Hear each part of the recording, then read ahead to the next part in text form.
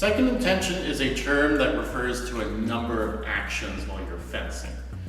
In lesson 4, we focused on how it is significantly just the action that immediately follows your first action. And while this is true, as you advance in fencing, as you progress in skill level, you're going to find that second intention begins to focus largely on the action of a feint. That is, an action designed to set a trap for your opponent so that you can hit them.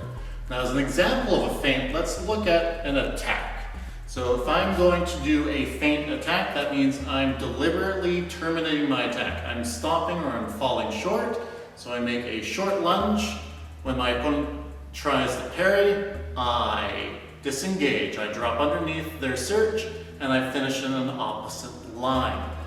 Now that disengagement, that was my second intention. So I deliberately set a trap. I know they're going to parry me, so I attack, I fall short.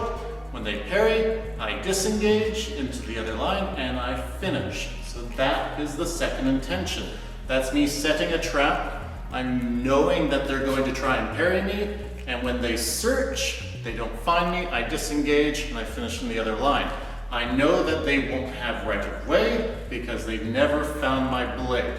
So this is an example of a feint being used as second intention. And as you advance, this is going to be the principal focus of your second intention. These are setting traps or changing your own action to exploit a new opening that your opponent is presenting. It's not just going to focus on parries, counter parries, remises, and counterattacks. It's going to focus largely on being proactive, setting traps, and exploiting your opponent's weaknesses. So this is a broader concept of second intention that gets a lot smaller as you get familiar with other means of employing second intention.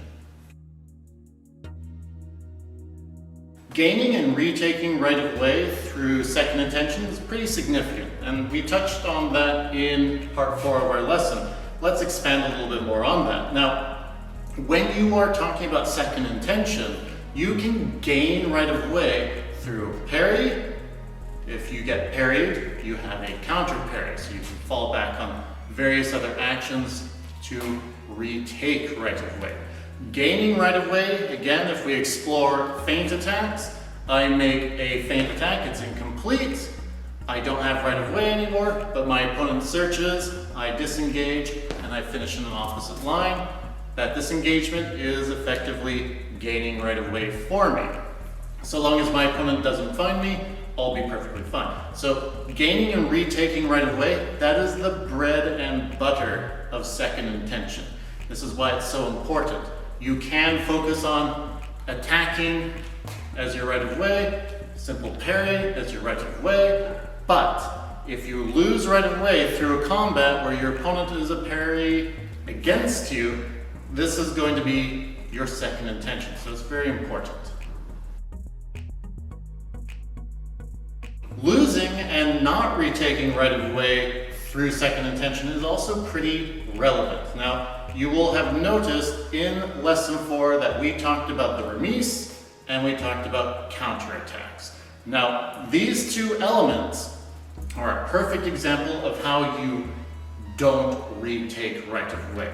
So if I'm attacking you and you parry me, I'm not going to assert myself by doing a parry against you or a counter parry, however many exchanges we have. Instead, I'm just going to focus on trying to hit you, so when you parry me, I just keep going. I machine gun my way towards the target. This is a remise. This is a way of trying to hit without retaking your right of way. You've lost it when you get parried, and instead of following that path for another parry or counter parry, you just focus on hitting your opponent. Now, that is a reasonable approach if you have extremely good timing and you're very fast, but it is extremely risky because if your opponent is able to land their riposte, whatever you're doing, it's not going to matter. Now, let's look at that with a counterattack. Counterattacks are extremely risky. They are heavily dependent on your timing to be effective. So if your opponent attacks you and your response is to duck, this is going to be very risky. If your opponent is able to find you, even though you're ducking, they're going to have right of way. So if you do a counterattack, it is simply designed to time out your opponent while avoiding being hit. Now this is a totally reasonable action. Lots of fencers use counterattacks, but we cannot use them as our bread and butter because it is such a gamble. It's very risky. So if you're able to read a mistake in your opponent's action, if you're able to anticipate where they're attacking, which line they're favoring, then sure, you can get away with a counterattack where you twist, displace your target, or where you duck, or you can step back if you know that they're going to stop short in their lunge. But you do this sparingly. You don't have right of way, so if both of you hit, you will not get that point. So again, even though we did look at the remise and we did look at the counterattack in lesson 4, this is not an action that you want to spend a lot of time focusing on. You want to really work on the parries and counter parries first, because that's how you can retake your right of way.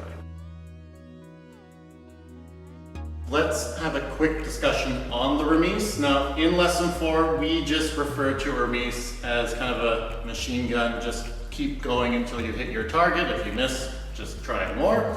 Now, there is a lot more to a remise than that. There are also different names for it if it is finishing in a different line or in a different place on the piece. Now, what we looked at was an attack that misses and then just attempt to continue finishing in that line. So if you are looking at remises, there are also reprises. This is where you're finishing in a different line or in a different position. So if I'm attacking in a low line and I miss, and then I try in a high line, this is going to be effectively a different kind of remise.